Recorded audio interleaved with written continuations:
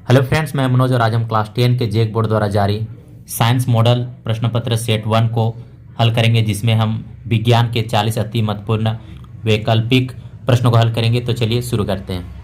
तो फ्रेंड्स, हमारे यहाँ पर फर्स्ट क्वेश्चन दिया है, दाढ़ी बनाने में किस प्रकार के दर्पण का उपयोग किया जाता है। तो दाढ़ी बनाने में किस प्रकार के दर्पण का उपयोग किया जाता है, इसके लिए हमें यहाँ पर 4 ऑप्शन दिया है, समतल दर्पण, उत्तल दर्पण, अवतल दर्पण और इनमें से कोई नहीं। तो इसका जो उत्तर होगा फ्रेंड्स वो हो जाएगा अवतल दर्पण। तो दाढ़ी बनाने में अवतल दर्पण का उपयोग किया जाता है। इसके अलावा अवतल दर्पण का उपयोग गाड़ियों के हेडलाइट में, सौर भट्टियों में भी इसका उपयोग किया जाता है। दूसरे नंबर के प्रश्न में हम देखेंगे, गोलीय दर्पण में फोकस दूरी एफ एवं वक्रता त्रिज्या आर के बीच संबंध है।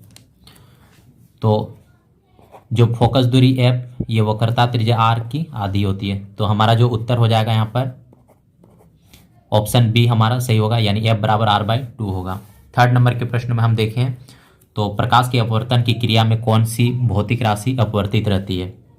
तो जब प्रकाश की किरणें एक माध्यम से दूसरे माध्यम यानी सघन माध्यम से यदि विरल माध्यम में जाती है तो उसके चाल और वेग में परिवर्तन हो जाता है। तरंगदैर्घ्य में भी परिवर्तन होगा, परंतु उसकी जो आवृत्ति है वो परिवर्तन नहीं होगा, यानी हमारा जो ऑप्शन ए आवृत्ति है ये बिल्कुल सही होगा। चौथे नंबर के प्रश्न में हम देखें तो अवतल दर्पण से परावर्तन के बाद किरण किस बिंदु से होकर गुजरेगी। तो अवतल दर्पण से परावर्तन के बाद किरणें हमेशा मुख्य फोकस एफ से होकर गुजरती है। तो ये हमारा जो ऑप्शन बी एफ है ये सही होगा। 5 नंबर के प्रश्न में हम देखें तो किसी दर्पण से वस्तु को कहीं भी रखने से वस्तु के बराबर आकार का सीधा प्रतिबिंब बनता है, तो दर्पण होगा। ये काफ़ी इंपॉर्टेंट क्वेश्चन है। तो किसी दर्पण से वस्तु को कहीं भी रखने से वस्तु का बराबर आकार का सीधा प्रतिबिंब हमेशा समतल दर्पण में बनता है। ये हमारा ऑप्शन सी सही होगा, समतल दर्पण। छठे नंबर के प्रश्न में हम देखें तो प्रकाश के अपवर्तन के कितने नियम हैं। तो प्रकाश के अपवर्तन के 2 नियम हैं।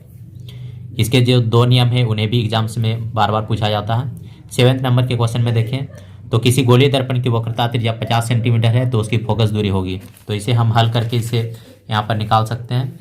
तो फ्रेंड्स, यहाँ पर हमें फोकस दूरी निकालने के लिए कहा गया है। तो फोकस दूरी ये जो एफ है वक्रता त्रिज्या आर की आधी होती है। तो वक्रता त्रिज्या हमें यहाँ पर कितना दिया हुआ है, वक्रता त्रिज्या 50 सेंटीमीटर दिया है। तो 50 सेंटीमीटर की आधी कितना हो जाएगा यहाँ पर, ये 25 सेंटीमीटर। तो ये हमारे जो ऑप्शन सी है 25 सेंटीमीटर ये सही होगा। 8वें नंबर के प्रश्न में हमें दिया है 1 मीटर फोकस दूरी वाले उत्तल लेंस की क्षमता होगी। तो 1 मीटर फोकस दूरी वाले उत्तल लेंस की क्षमता यहाँ पर 1D होगा। ये हमारा सही होगा। 9वें नंबर के प्रश्न में हम देखें तो किसी उत्तल लेंस की फोकस दूरी हमेशा होती है। तो किसी उत्तल लेंस की फोकस दूरी हमेशा धनात्मक होती है, यानी यहाँ पर जो पॉजिटिव का साइन दिया है ऑप्शन ए में ये हमारा सही होगा, यानी किसी उत्तल लेंस की फोकस दूरी हमेशा धनात्मक होती है। 10 नंबर के प्रश्न हम देखें तो प्रकाश का वेग न्यूनतम होता है। तो प्रकाश का वेग न्यूनतम कहाँ होगा। तो प्रकाश का वेग ठोस में न्यूनतम होता है और निर्वात में अधिकतम होता है। तो न्यूनतम का बात यहाँ पर हो रहा है, तो निर्वात में, जल में, वायु में, कांच में। तो कांच चूंकि हमारा ठोस है तो यहाँ पर होगा न्यूनतम। प्रकाश का वेग कांच में न्यूनतम होगा, और यहाँ पर यदि हमें अधिकतम पूछा जाता तो वह निर्वात में होता। 11वें नंबर के प्रश्न में दिया है 4D क्षमता वाले अवतल लेंस की फोकस दूरी होगी।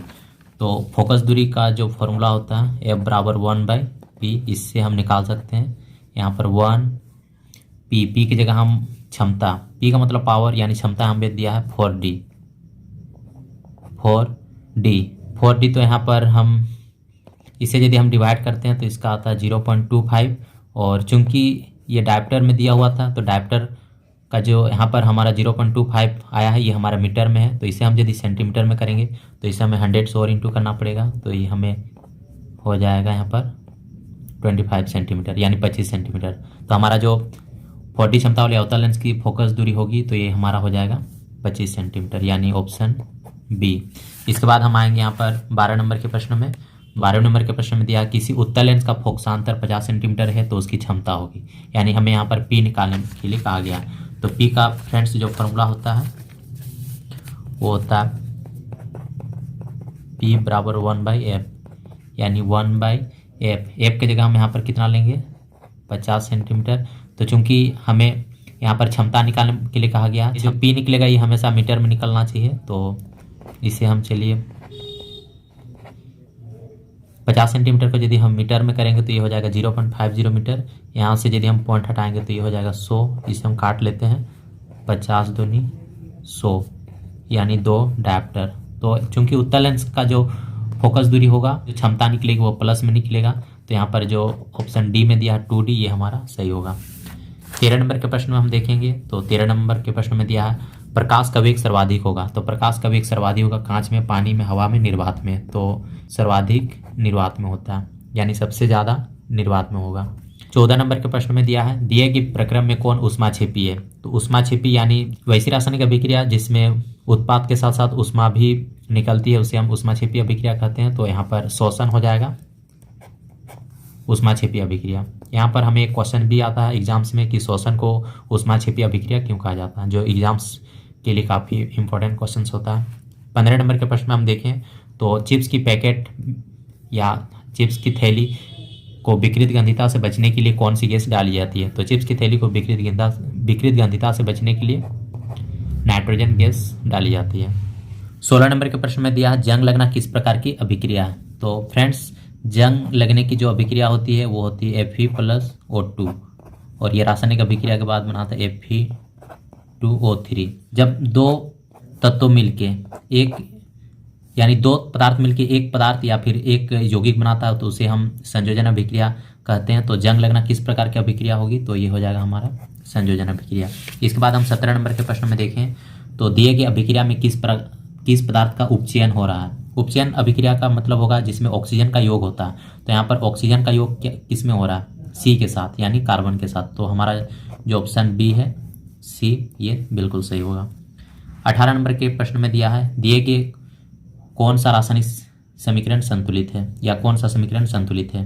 तो रासायनिक समीकरण संतुलित के लिए यहाँ पर हम देखेंगे सी इधर 1 है, सी यहाँ भी 1 है, ऑक्सीजन यहाँ पर 2 2 4, ऑक्सीजन यहाँ पर 3 और 1 4, हाइड्रोजन इधर 2 है, हाइड्रोजन इधर भी 2 है। यहाँ पर आप देख सकते हैं H2+O2 यहाँ पर H2 है यानी हाइड्रोजन इधर 2 है, हाइड्रोजन इधर 4 है, एल्युमिनियम इधर 4 है, एल्युमिनियम इधर 2 है, कॉपर इधर 2 है, कॉपर इधर 1 है। तो केवल ऑप्शन ए ये समीकरण संतुलित होगा। 19 नंबर के प्रश्न में हम देखें तो दिए गए अभिक्रिया में कौन सी अभिक्रिया हो रही है, Pb+Cl2 और इधर PbCl2+Cu। तो फ्रेंड्स हमें यहाँ पर ऑप्शन में दिया संयोजन अभिक्रिया, ऊष्माक्षेपी अभिक्रिया, वियोजन अभिक्रिया और विस्थापन अभिक्रिया। तो यहाँ पर हम देखेंगे Pb+CuCl2 जो यहाँ पर कॉपर क्लोराइड है, यहाँ कॉपर विस्थापित हो रहा है, यहाँ पर कॉपर क्या हो रहा है, विस्थापित हो रहा है। तो ये हमारा हो जाएगा विस्थापन अभिक्रिया यानी ऑप्शन डी हमारा सही होगा। 20 नंबर के प्रश्न में हम देखें तो दिए गए पदार्थ में कौन गंधीय सूचक की तरह व्यवहार करता है। तो ऑप्शन में हमें दिया हल्दी, लिटमस, चाइना रोज और प्याज।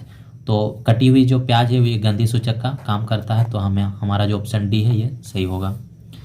21 नंबर के प्रश्न में है हड्डियों को जोड़ने के लिए डॉक्टर किस लवण का प्रयोग करता है। तो फ्रेंड्स ये एग्जाम से में बार बार पूछा जाता है हड्डियों को जोड़ने के लिए डॉक्टर किस लवण का प्रयोग करता है। तो CSO4 H2O जिसे हम प्लास्टर ऑफ पेरिस भी कहते हैं। 22 नंबर के प्रश्न में विरंजक चूर्ण का सूत्र क्या होता है। तो विरंजक चूर्ण का सूत्र होता है CaOCl2 यानी ऑप्शन जो सी है ये बिल्कुल सही होगा।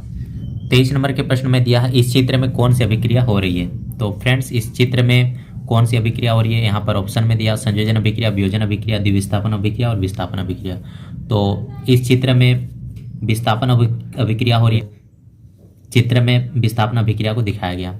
उसके बाद 24 नंबर के प्रश्न में दिया टमाटर में कौन सा अम्ल पाया जाता है। तो टमाटर में ऑक्जेलिक या फिर ऑक्सेलिक अम्ल पाया जाता है। 25 नंबर के प्रश्न में दिया तनुकरण प्रक्रिया में होती है। तो तनुकरण प्रक्रिया में जब हम किसी अम्ल में जल मिलाते हैं तो उसकी जो सांद्रता है वो कम हो जाती है, तो उसे तनुकरण करना कहते हैं। तो यहाँ पर वृद्धि वाली जितने भी यहाँ पर ऑप्शन में दिया गया ये सही नहीं होगा। तो H3O+ यहाँ पर हम कर सकते हैं H3 हाइड्रोनियन आयन और H- आयन की सांद्रता में कमी यानी ऑप्शन जो सी है ये हमारा सही होगा। 26 नंबर के प्रश्न में हम देखें तो निम्नलिखित में कौन प्रकाशीय वियोजन का उदाहरण है। तो निम्नलिखित में प्रकाशीय वियोजन का उदाहरण होगा सिल्वर ब्रोमाइड यानी AgBr जो सिल्वर और ब्रोमाइड को यहाँ पर दे रहा। तो ये ऑप्शन ए सही होगा। 27 नंबर के प्रश्न में दिया है अमीबा अपने किस अंग से भोजन ग्रहण करता। तो अमीबा अपना भोजन कुटपात की सहायता से ग्रहण करता है। 28 नंबर के प्रश्न में हम देखें पाचन प्रक्रिया में वसा का इम्लिस्करण कौन करता है। तो पाचन प्रक्रिया में वसा का इम्लिस्करण पित्त करता है जो ऑप्शन डी सही होगा। 29 नंबर के प्रश्न में हम देखें तो निम्नलिखित में किस जीव में स्वपोषी पोषण होता है। तो स्वपोषी पोषण का अर्थ होता है वैसा पोषण जो जीव अपना भोजन स्वयं बनाता है या फिर ग्रहण करता है, तो उसे हम स्वपोषी पोषण कहते हैं। तो यहाँ पर ऑप्शन में दिया अमरबेल, कवक, अमीबा और आम। तो यहाँ पर केवल आम यानी यहाँ पर अमरबेल, कवक, अमीबा ये स्वपोषी पोषण के उदाहरण नहीं होंगे, क्योंकि ये दूसरे जीवों को खाकर अपना भरण पोषण करते हैं। तो यहाँ पर आम जो अपना भोजन स्वयं ग्रहण करता है या फिर स्वयं बनाता है, तो इसे हम स्वपोषी पोषण कहेंगे। उत्तर में होगा ये हमारा ऑप्शन डी, आम होगा। इसके बाद हम नेक्स्ट क्वेश्चन की ओर चलेंगे। 30 नंबर के प्रश्न में हम देखें तो मानव हृदय में कितने कोष्ठ होते हैं। तो मानव हृदय में 4 कोष्ठ होते हैं। इसके बाद है श्वसन वर्णक किसे कहते हैं। तो श्वसन वर्णक हीमोग्लोबिन को कहा जाता है, जो ऑप्शन बी में सही होगा। 32 नंबर के प्रश्न में हम देखें तो उत्सर्जन तंत्र की क्रियात्मक इकाई क्या है। उत्सर्जन तंत्र की क्रियात्मक इकाई क्या है। तो यहाँ पर ऑप्शन में दिया वायुकुपिका, वृक्क, वृक्काणु, कोशिका, गुच्छ। तो यहाँ पर जो उत्सर्जन तंत्र की क्रियात्मक इकाई होगा वो होगा वृक्काणु, जो बिल्कुल सही होगा। 33 नंबर के प्रश्न में है वृक्क की क्रियाशीलता कम होने पर रक्त को शरीर से बाहर निकालकर छानने की प्रक्रिया क्या कहलाती है। ये एग्जाम्स की दृष्टि से भी इंपॉर्टेंट क्वेश्चन है, तो आप इसे जरूर याद रखेंगे। तो वृक्क की क्रियाशीलता कम होने पर रक्त को शरीर से बाहर निकालकर छानने की प्रक्रिया को अपवहन कहा जाता है, जो बार बार एग्जाम में पूछा जाता है। इसके बाद है नेक्स्ट क्वेश्चन 34 में जनन की मूल घटना क्या है। तो जनन की मूल घटना डीएनए की प्रतिकृति बनाना है, जो ऑप्शन सी में दिया हुआ है। ये भी काफ़ी बार एग्जाम से में पूछा गया क्वेश्चन से, तो आप इसे जरूर याद रखें। तो जनन की मूल घटना क्या है, डीएनए की प्रतिकृति बनाना। 35 नंबर के प्रश्न में दिया गया चित्र किस प्रकार के जनन को दर्शाता है। तो दिया गया चित्र बहुविखंडन यानी प्लाज्मोडियम में जो बहुविखंडन है जनन को दर्शा रहा है। 36 नंबर के प्रश्न में है नर युग्मक तथा मादा युग्मक के संलयन को क्या कहते हैं। तो नर युग्मक तथा मादा युग्मक के संलयन को निषेचन कहते हैं। ये भी फ्रेंड्स आपके एग्जाम्स प्रिपरेशन के लिए इंपॉर्टेंट क्वेश्चन होगा। 37 नंबर के क्वेश्चन में है लड़कों में यौनारंभ के लक्षणों का नियंत्रण कौन करता है। तो इसका आंसर होगा टेस्टोस्टेरोन। ये भी आपके एग्जाम्स प्रिपरेशन के लिए इंपॉर्टेंट क्वेश्चन होगा। 38 नंबर के प्रश्न में हम देखें तो सौर स्थिरांक का मान क्या है। तो सौर स्थिरांक का मान फ्रेंड्स 1.4 यानी 1.4 किलोवाट पर मीटर स्क्वायर होता है, यानी ऑप्शन ए हमारा यहाँ पर बिल्कुल सही होगा, 1.4 किलोवाट पर मीटर स्क्वायर। आप इसे याद रखेंगे। 39 नंबर के प्रश्न में हम देखें तो जैव गैस का मुख्य घटक क्या है। तो जैव गैस का मुख्य घटक होगा मीथेन। ये भी इंपॉर्टेंट क्वेश्चन है, बार बार एग्जाम से में पूछा जाता है। अंतिम और 40वां प्रश्न है महासागरीय तापीय ऊर्जा प्राप्त करने के लिए महासागर के पृष्ठ के जल का ताप और 2 किलोमीटर की गहराई के जल के ताप में कितना का अंतर होना चाहिए। तो ये होगा 20 डिग्री सेल्सियस, जो ऑप्शन ए हमारा सही है। यहाँ पर पृष्ठ का ताप और 2 किलोमीटर गहराई के जल के ताप में कितना का अंतर होना चाहिए, तो ये होगा 20 डिग्री सेल्सियस।